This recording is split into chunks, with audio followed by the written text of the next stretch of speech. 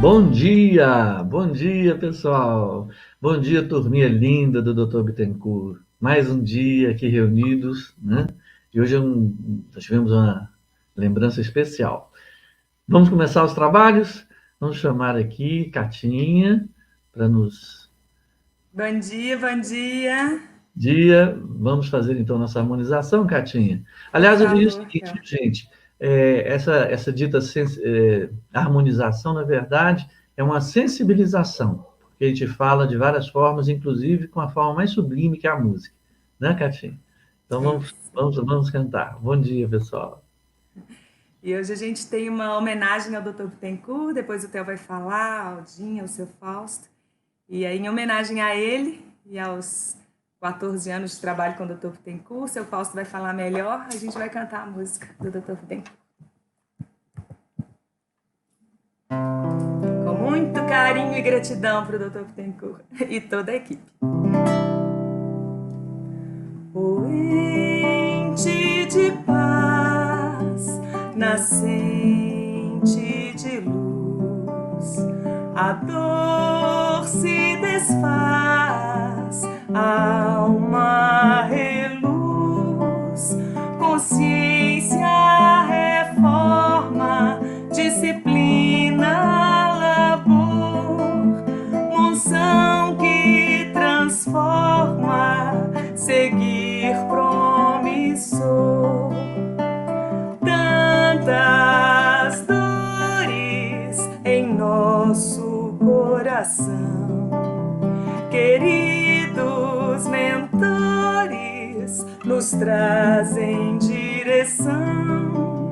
Momento de prece que nos conduz, nossa alma engrandece, se abrindo a Jesus. Mãos sobrepostas nos vestem de amor, restaurando a harmonia e atenuam a dor, nos envolvem de alento, cuidam do sentimento, são os amigos fraternos deste tratamento. Páginas edificantes são lições de luz, sementes do amor divino na tarefa com Jesus. Nesta escola das almas serás livre pelo amor, estudando o Evangelho com o médico mentor. Mãos sobrepostas nos vestem de amor, restaurando a harmonia e atenuam a dor, nos envolvem de alento, cuidam do sentimento, são os amigos fraternos deste tratamento. É o Dr. Bittencourt, nosso amigo, é o Dr. Bittencourt, querido. É o Dr. Bittencourt, nosso amigo, é o Dr. Bittencourt, querido. É uma delícia que a gente sente que que estamos todos juntos. E se vocês tiverem alguma pergunta, algum questionamento, não deixem de colocar que a gente ou mande para a gente, né?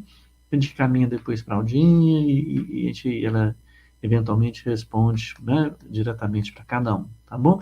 E sobre o nosso texto, né? A gente também, eu nem compartilhei tela ainda, a gente também está às ordens, né, para a gente poder responder as perguntas que tiverem. Podemos deixar para o final, se quiserem também. Vamos ao nosso estudo também do texto do Emmanuel, segundo o que o Emmanuel nos trouxe. né? Foi falada já algumas vezes, então nós estamos aí envolvidos já com esse texto desde bem cedo. Opa, vamos voltar aqui. Opa, olha lá. Esse texto é do 161 do Pão Nosso, né? Vamos voltar aqui. Gente, peraí que tá errado isso aqui. Tá certo, vamos lá. É o 161 do Pão Nosso, com o título Vós, que dizeis? E perguntou-lhes, e vós, quem dizeis que eu sou? Isso é Jesus, como o Fausto bem lembrou, na passagem em que estava nas bodas, né? Não, nas bodas não, quando ele fez a multiplicação de pães, e as pessoas diziam assim, que nos dizem que você é isso, que é aquilo, e Pedro respondeu, você é o Cristo, Filho de Deus, né? E Jesus disse para ele, porque você falou certo, falou correto, porque você foi inspirado por Deus Pai para ser dito, né? Aí vamos ao comentário do Emmanuel. Vamos lembrar o seguinte, que quando Emmanuel pega um versículo, né? Já foi dito antes que toda vez que estudamos o Evangelho, algum versículo do Evangelho, temos que entender que temos que vê-lo sob o ponto de vista do contexto histórico, né? E de que ele é livre de interpretação. Então, os demais versículos nos auxiliam, mas o versículo em si já traz muita sabedoria, muito ensinamento a sermos aprendidos, né? E Emmanuel, ele trata, quando ele precisa se referenciar aos demais versículos, assim ele faz. Então, não vamos nos preocupar muito em contextualizá-lo, a não ser que isso não sirva para a compreensão do versículo em si, porque ele tira a sabedoria de cada uma das palavras, né? Então, vamos ao que comentou Emmanuel, né? Nas discussões propriamente do mundo, existirão sempre escritores e cientistas dispostos a examinar o mestre na pauta de suas impressões puramente intelectuais, sob os pruridos da presunção humana. Esses amigos, porém, não tiveram contato com a alma do Evangelho, não superaram os círculos acadêmicos e nem arriscam títulos convencionais numa excursão desapaixonada através da revelação divina. Naturalmente, portanto, continuarão enganados pela vaidade, pelo preconceito ou pelo temor que lhes são peculiares ao transitório modo de ser, até que se lhe renove a experiência nas estradas da vida imperecível. Entretanto, na intimidade dos aprendizes sinceros e fiéis, a pergunta de Jesus reveste-se de singular importância.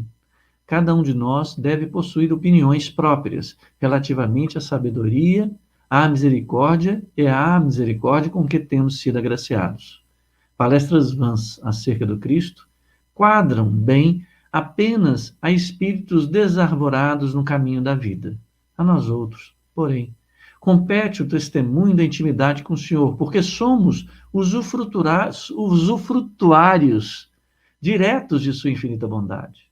Meditemos e renovemos as aspirações em seu evangelho de amor, compreendendo que a impropriedade de mútuas interpelações com respeito ao Mestre, porque a interrogação sublime vem dele, a cada um de nós, e todos necessitamos conhecê-lo, de modo a assinalá-lo em nossas tarefas de cada dia. Hoje está difícil para eu ler, né? Mas vamos lá, vamos retomar o nosso texto aqui para a gente fazer fazer uma reflexão juntos, né? Veja, primeiro vem no versículo, e perguntei-lhes, e vós, quem dizeis que eu sou? Reparem que, eu tenho que passar para cá, eu tenho que administrar duas coisas. Reparem que, nessa pergunta, quando Jesus fala, e vós, quem dizeis que eu sou? Bem, quando ele pergunta quem, ele não está dizendo o quê, ele está dizendo quem. Quem? Você está personificando, você está identificando, individualizando a quem você se refere. Então, quem, na minha individualidade, no que eu represento, talvez na expressão da minha personalidade, eu seja. Vocês já perceberam que essa pergunta, quando se fala assim, quem dizeis que eu sou? Olha que coisa interessante. A gente sabe quem a gente é? Assim, verdadeiramente a gente sabe quem que a gente é? Quiçá saberemos dizer quem é o outro? Né? É claro que essa é uma visão que poderíamos dar desse versículo, considerando os questionamentos que a gente faz da nossa vida como um todo. Porque nos cabe fazer questionamentos dessas coisas o tempo inteiro, né?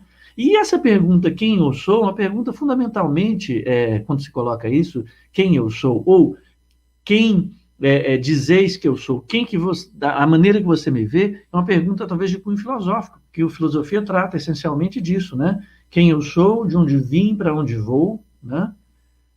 São essas perguntas filosóficas. O próprio Kardec, quando ele faz o lançamento da doutrina espírita, no primeiro livro, quando você abre, ele está dizendo assim, o que é esse livro? Esse livro é Filosofia Espiritualista. Mas por quê? Porque ele está buscando, ele propõe no livro com o Espiritismo uma filosofia, ou seja, uma busca de conhecimento. A filosofia, ela trata da busca de conhecimento. E como bem colocou Aldo, que eu estou aproveitando aqui, né? Que o conhecimento no exercício do amor. Então, veja, quando nos buscamos o conhecimento de quem somos nós estamos querendo saber, sob esse contexto, de que quem somos nós, qual o conhecimento que temos nós, como construímos esse conhecimento no exercício do amor. E quando Jesus pergunta, quem dizeis que eu sou? Né? Ele pergunta, quem eu sou? Qual é esse conhecimento que vocês têm de mim no exercício que eu faço do amor?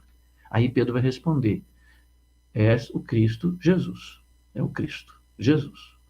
Veja, é o Cristo, Filho de Deus. Então ele identifica pelo conhecimento que ele teve de Jesus, pela vivência que ele teve com Jesus, de que ele trata de ser o Filho de Deus, de ser o Cristo.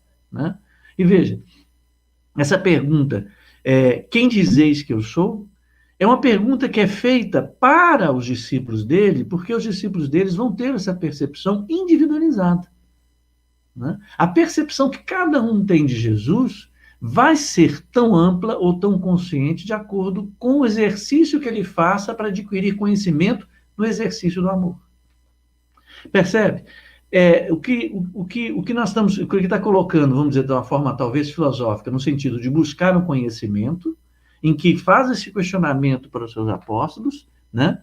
Para que a pergunta seja, vamos dizer, quem te iluminou, como está no próprio Evangelho, quem te iluminou na resposta foi o Deus Pai, né? Foi porque como que ele iluminou? Ele iluminou na medida em que o apóstolo Pedro se colocou em trabalho de amor, em exercício de amor, para chegar ao conhecimento do entendimento de Jesus. E esse exercício no amor, né, aí ele fala que esse exercício no amor que é a iluminação recebida de Deus Pai. Percebe?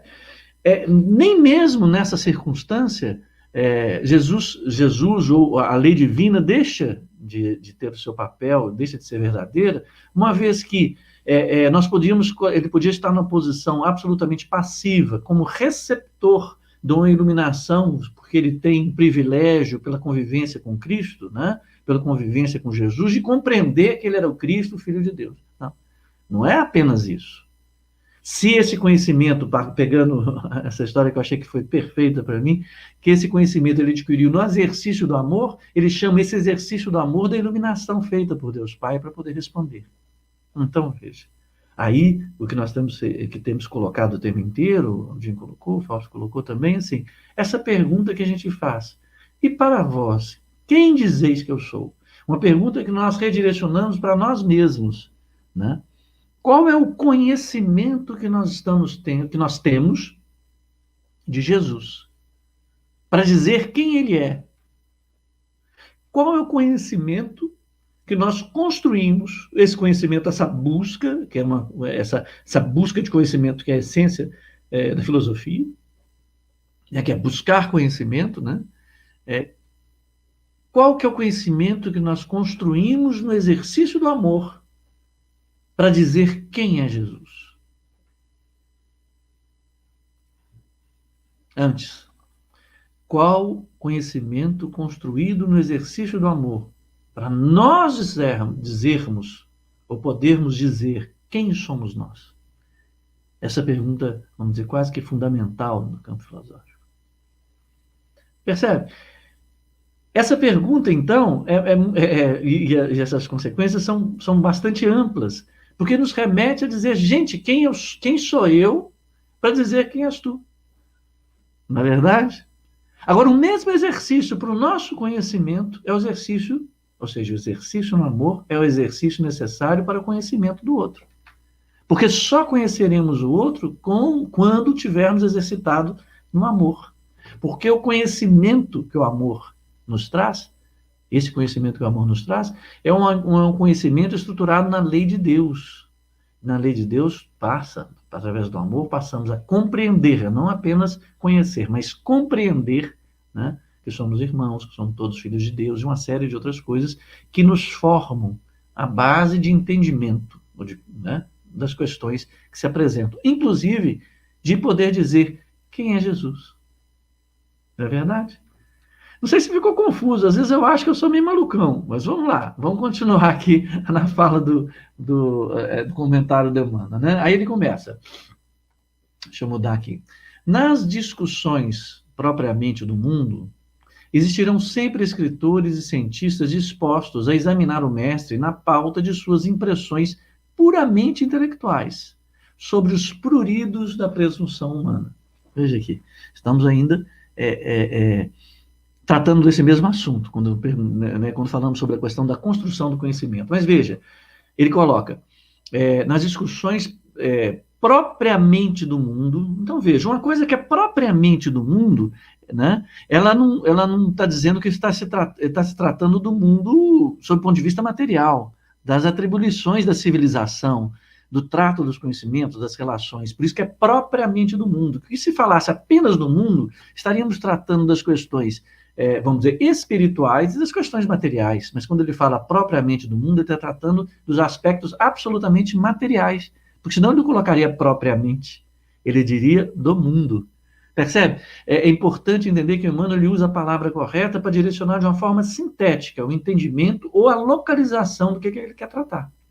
Né? Então ele vem dizer, naqueles que tratam das questões propriamente do mundo, ou seja, apenas materiais, apenas daquilo que nossa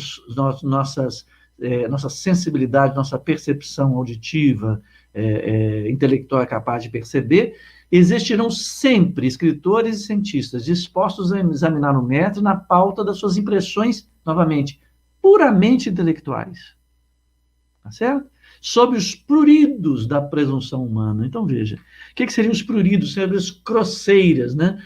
Quando ele diz que é puramente intelectuais, dizendo assim que ele não consegue, é como se quem se situasse apenas nos aspectos materiais da visão de Jesus, né? Ou de ver o mestre, porque quando começa a transitar por um aspecto mais subjetivo da sua atuação, o aspecto mais divino, um aspecto de um conhecimento de outro nível, o seu apego às questões puramente materiais causa coceira.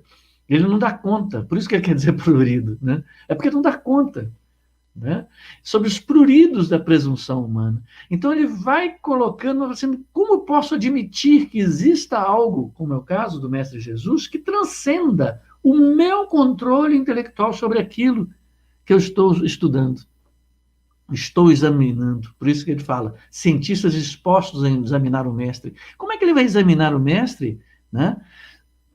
E permitir que haja alguma coisa que seja superior a isso que ele endeusa, que é o seu próprio conhecimento, a sua dita inteligência. Essa presunção de ser superior, né? Que não deixa ele admitir qualquer outra coisa que não seja a sua superioridade intelectual.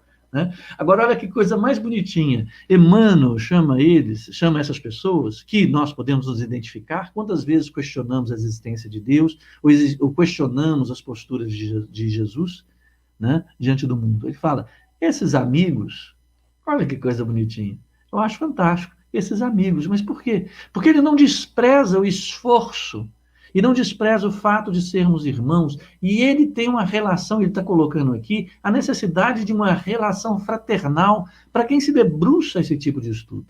Ele não os trata como adversários, pelo contrário, são amigos, são aqueles que estão, né, no esforço de tentar fazer uma compreensão, mesmo que essa compreensão se dê num campo em que ela não se dará, mas que ela é necessária.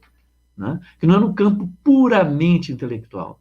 Então, esses amigos, porém, não tiveram contato com a alma do Evangelho. Veja, Emmanuel fala assim, o importante é tirar o espírito da letra. Se analisarmos o que nós temos visto em termos de entendimento, pergunta assim, como é que nós tratamos do espírito? O espírito, a gente fala daquele que está desencarnado. Agora, o espírito encarnado nós chamamos de alma. Então, veja, é o espírito do Evangelho, aquilo que efetivamente ele quer, o espírito da letra do Evangelho. Né? Eles não tiveram contato, eles tiveram contato com as ordenações lógicas desse código que foi utilizado para poder transmitir as ideias que são de ordem superior, de livre interpretação do Evangelho. Né?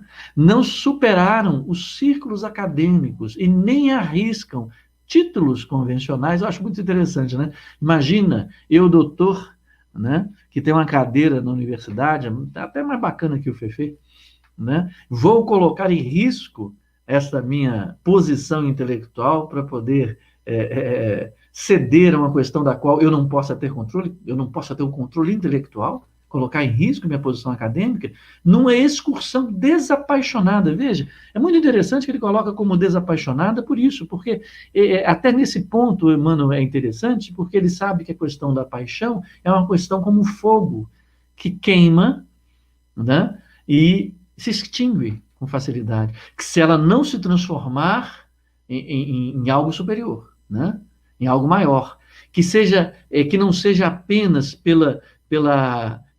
por aquela paixão, pela desapaixonada no sentido assim, de partidária, de que não admite qualquer outro tipo de interpretação, que não esteja aberta. Ela é que nem time de futebol, ele não quer saber quais jogadores estão jogando, desde que seja do seu time, eu estou participando. O desapaixonado, ele quer dizer no sentido de que esteja aberto a todas as considerações, inclusive aquelas às quais ele não tem acesso ou não tem a formação, que são daquelas que não são do campo acadêmico. Olha, desapaixonado através da revelação divina. Então, veja, é um aspecto muito interessante. Veja, o Emmanuel está colocando aqui que o Evangelho, a alma do Evangelho, o Evangelho como uma revelação divina. Então, veja, se trata de uma revelação divina, é algo que provém de instâncias superiores, ou seja, de instâncias divinas. Então, ele tem um aspecto de sagrado, tem um aspecto de conter ali a verdade, que é a verdade de Deus Pai. Tá certo? Mas veja, como que eu vou tratar filosoficamente, filosoficamente no sentido de busca de conhecimento, algo que tem como base ser uma revelação divina? Ser algo que é tomado, que eu tenho, por ser divino, como verdade absoluta. Não é esta, não é a revelação que será tratada, será a minha aquisição, né, do entendimento dessa revelação, que é necessário que seja feita desapaixonadamente, ou seja, que eu me proponha ao esforço no amor para que eu tenha esse entendimento de uma revelação divina. Não é uma simples aceitação, desconsiderando os meus potenciais intelectuais. Né? No Espiritismo, nós temos como definição, ou como regra, ou como orientação, dizendo: espírita, amai-vos, e espírita, instruí-vos. Então, veja, nós vamos construir nosso conhecimento, nossa instrução para entendimento da revelação divina, tá certo? No exercício do amor. Eu achei isso maravilhoso. E o exercício do amor, ele não pode se dar apaixonadamente, apaixonado pelo meu método cartesiano, ou pelo meu método químico, meu método científico, mas aberto na vivência do amor, porque aí eu vou construir um conhecimento, porque se trata de uma revelação divina. E aquilo que é divino é estruturado em cima do amor. Agora, a minha compreensão do amor que precisa ser tratada, não a revelação. A revelação é a verdade em si. É a verdade porque ela provém de Deus. E Deus, em última instância, é a única verdade absoluta da qual temos acesso. Da qual temos acesso, assim, da qual sabemos existir. Porque as demais todas são em busca, em construção, são dinâmicas. Toda verdade tem como característica a sua temporalidade, assim como a cultura, assim como a nossa própria moral. Então, veja, naturalmente, portanto, continuarão enganados pela vaidade, pelo preconceito, não é verdade? Ou pelo temor que lhes são peculiares, olha que coisa interessante, ao transitório modo de ser, até que lhes renove a experiência nas estradas da vida imperecível. Quando ele fala transitório modo de ser, é exatamente isso, temor que lhes são peculiares ao transitório modo de ser. É muito interessante, porque é isso. O que é transitório modo de ser? Transitório modo de ser é a expressão da nossa personalidade, em que somos, se nós somos assim, nós somos afetados pelos talentos, pelos recursos que fomos agraciados e podemos ser movidos pelas vaidades que isso nos causa. E isso é peculiar porque nós só conseguimos enxergar o que a nossa personalidade, os recursos da nossa personalidade, né, do nosso corpo físico, consegue alcançar. E a intelectualidade é um dos recursos que nós temos, tá certo?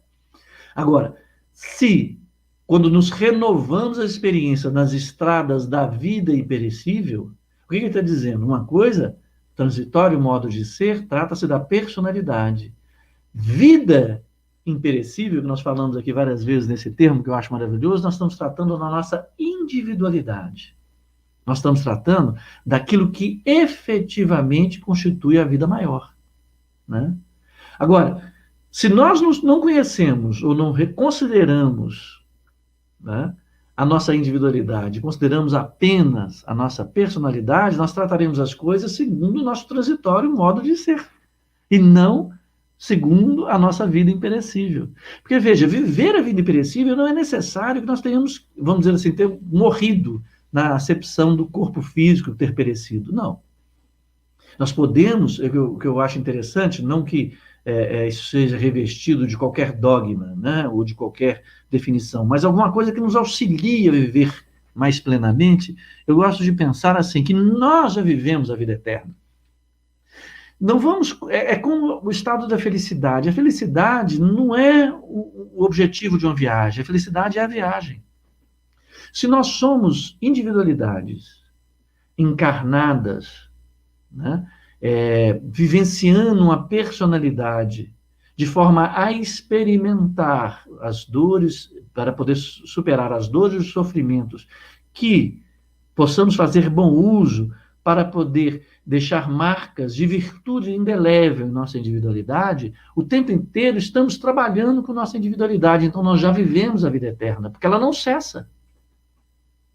Talvez não tenhamos acesso a toda a nossa potencialidade pela necessidade que temos de passar por experiências para que nos fortifiquem como individualidade. Mas nós já vivemos individualidade. Então, quando nos renovarmos experiências nas estradas da vida imperecível, não é verdade? Nós fazemos isso, percebendo isso enquanto encarnados.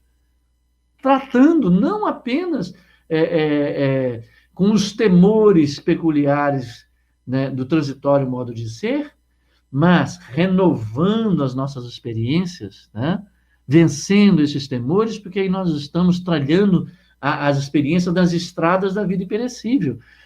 Qual que é a estrada da vida imperecível? É a estrada do exercício do amor.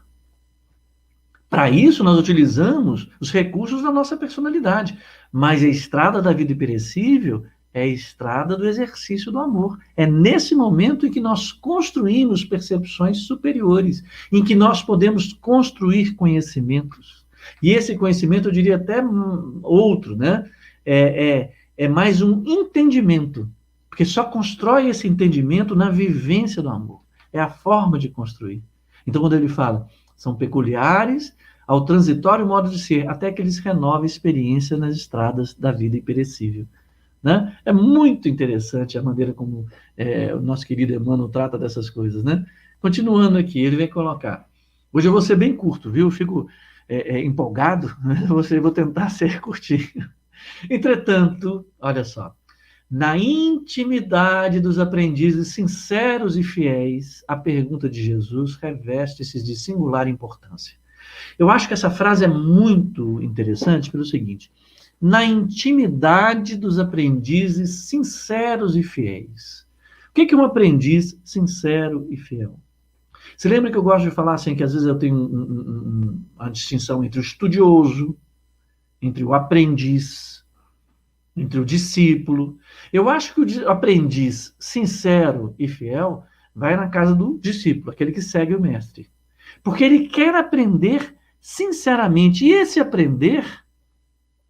é, esse aprender é um aprender de vivenciar.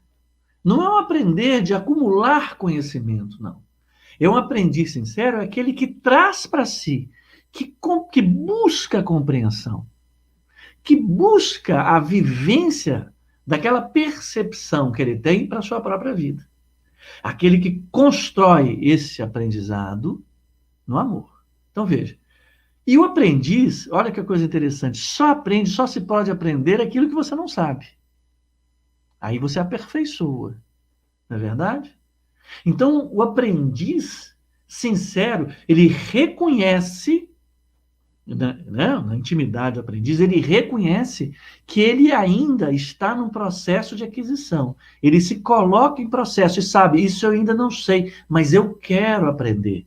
Onde o fator importante aí da sua fidelidade está na sua vontade, na valorização daquilo que o mestre tem para nos trazer. Então, na sua intimidade, quando ele se reveste de entender que ele ainda não sabe de tudo, mas ele está no processo, uma pergunta como essa, vós que dizeis quem sou? Né? Reveste de uma singular importância, porque ele sabe que ele não está lidando apenas com as conexões da intelectualidade, está lidando com as conexões da vida imperecível, em que os valores, sem desprezar a intelectualidade, se estabelecem pelas atitudes, pelos procederes, pelo aspecto emocional de amor. Quando eu digo emocional de amor, assim, da vivência do amor, tá certo? Olha só, cada um de nós deve, ele não falou pode, ele falou deve, quer dizer, é algo que é bom que se tenha, que é importante, né?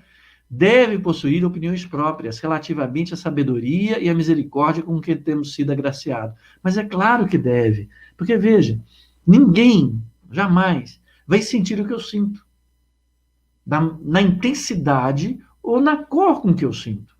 Veja, quando eu vejo uma determinada coisa, eu sinto uma determinada coisa, às vezes eu estou com minha esposa que eu amo muito, meu filho que eu amo muito, mas eu não consigo passar às vezes para ele essas emoções que me invadem. Então somente eu saberei formular uma opinião relativa à misericórdia e à sabedoria de Jesus. Assim como essa individualidade das percepções se estrutura a partir das construções de amor que eu tenha feito, ou de desamor que eu tenha feito. Cada um vai perceber de forma diferente, mas vamos perceber, e isso é muito importante, na intimidade, porque na nossa intimidade, e que somente Deus Pai, Jesus, nosso Mestre, é capaz de conhecer na sua profundidade, né?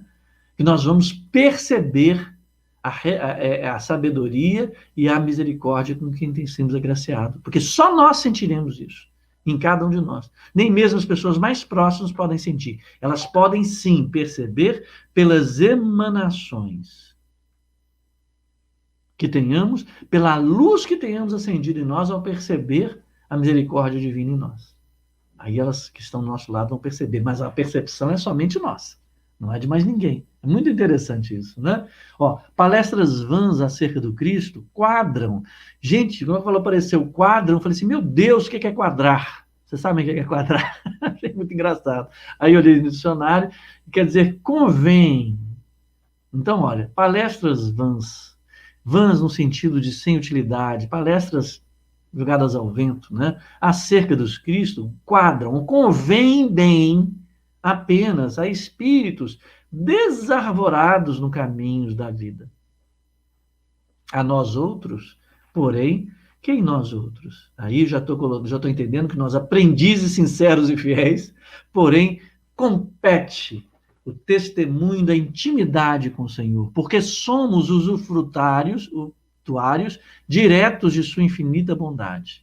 Olha só, Puxa vida, mas vem cá, será que o meu irmão, aquele que ele chamou de amigos, Emmanuel ali, aquele que está entregue à intelectualidade, ele não é usufrutuário direto da sua infinita bondade? Será que Jesus, o Mestre Jesus, Deus Pai, faz distinção ao disponibilizar bondade para as pessoas? Nós, todos que somos irmãos? Não. Porque nós, os aprendizes sinceros, dos quais estamos, aqui eu estou tendo a liberdade de nos colocar, né?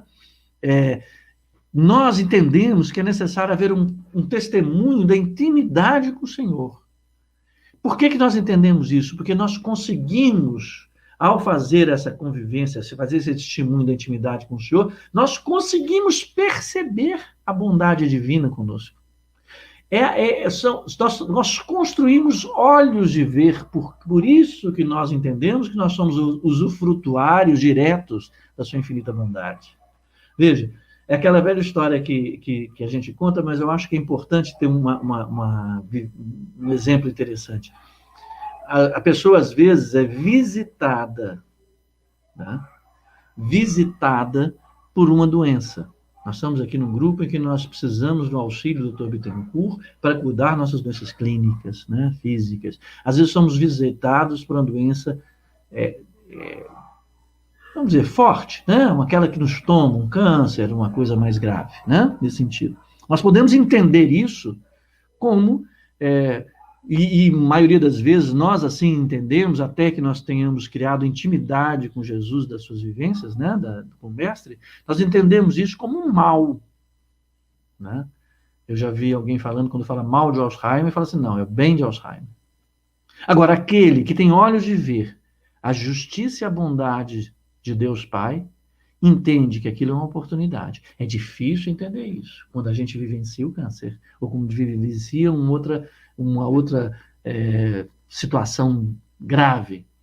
Quando um filho nos é retirado pela morte, vamos assim dizer, já pensa assim, nos é retirado, né? Ou quando o filho nosso desencarna, ou quando uma dor suprema nos invade, porque nós não sabemos ainda lidar com nossas dores, com nossos sofrimentos, nós poderíamos entender, nós podemos entender isso o seguinte, olha, isso é porque Deus não gosta de mim, é porque eu não sirvo, porque eu devo ter chutado a cruz, porque, ou você pode entender assim, meu Deus do céu, se é isto que é me dado como ferramenta para o meu crescimento, que eu saiba utilizá-la bem, aí sim, eu me entendo como usufrutuário direto da infinita bondade.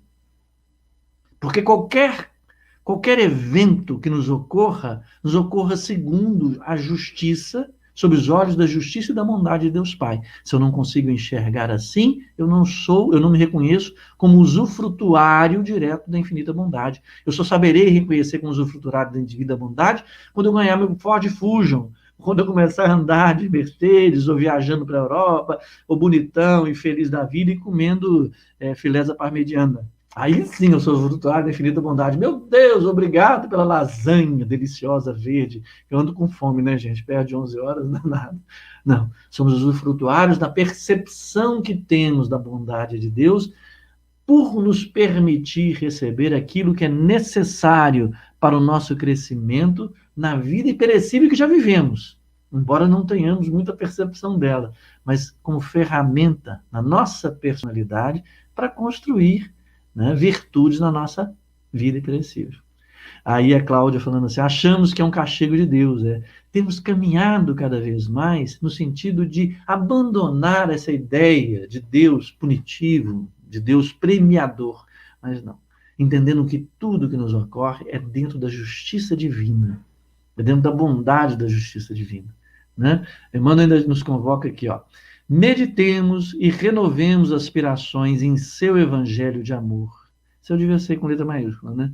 Compreendendo a impropriedade de muitas interpelações com respeito ao mestre, porque a interrogação sublime vem dele a cada um de nós e todos necessitamos conhecê-lo de modo a assinalá-lo em nossas tarefas de cada dia.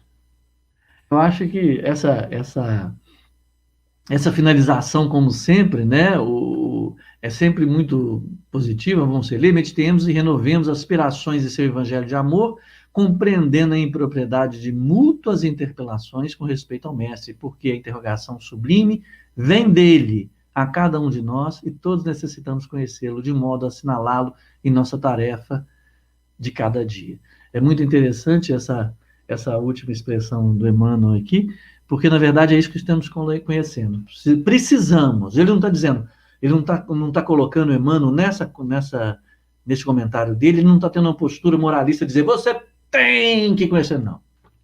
O que ele diz é, precisamos. No sentido de que, se queremos construir marcas indeléveis na nossa vida imperecível, no nosso espírito imortal, nós precisamos. O que é preciso não é dispensável.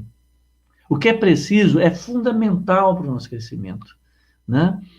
Olha só, nós necessitamos conhecê-lo para assinalá-lo em nossas tarefas de cada dia. Então, exatamente o que nós queremos fechar. As tarefas de cada dia são exercícios, transformemos em exercícios de amor, para que possamos construir a compreensão. Essa compreensão que, vamos dizer, filosófica, que buscamos na busca de um entendimento dessa verdade, que nós sabemos que ela existe, mas nós só conheceremos ela através do exercício do amor, para poder conseguir vislumbrá-la, para construirmos olhos de ver, e não nos perdermos em conjecturações apaixonadas da intelectualidade, não nos perdermos em tentar dominar o mundo, senão pelo testemunho de amor do Mestre em nossas vidas. Tá bom, gente? Se alguém tiver alguma pergunta,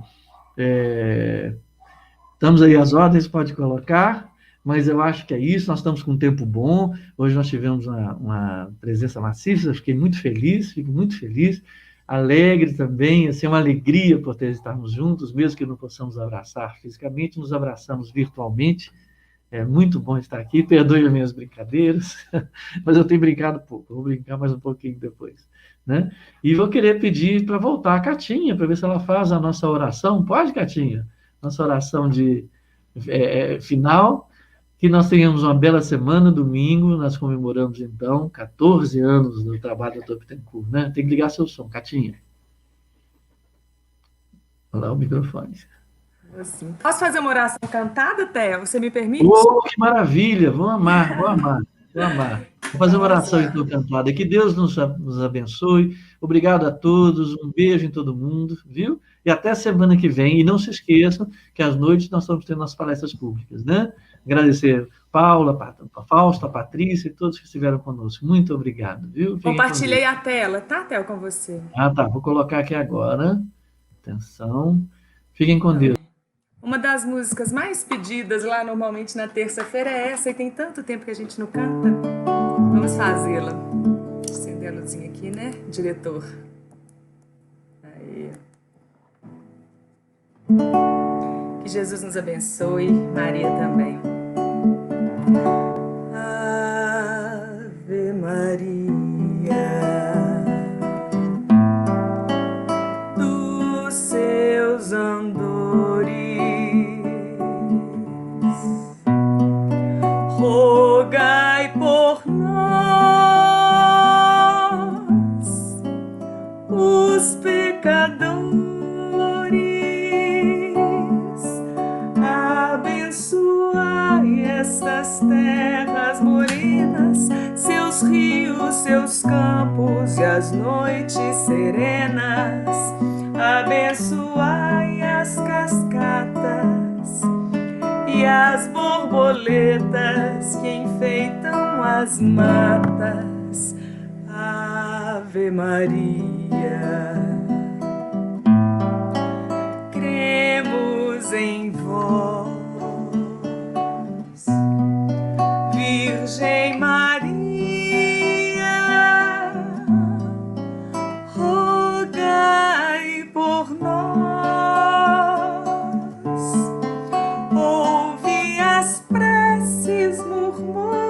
De luz que aos céus ascendem e o vento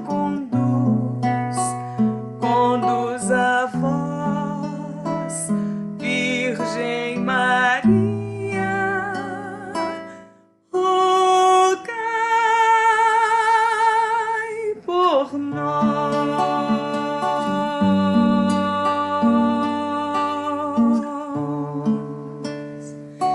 nossa mãezinha querida nos abençoe. Boa semana a todos.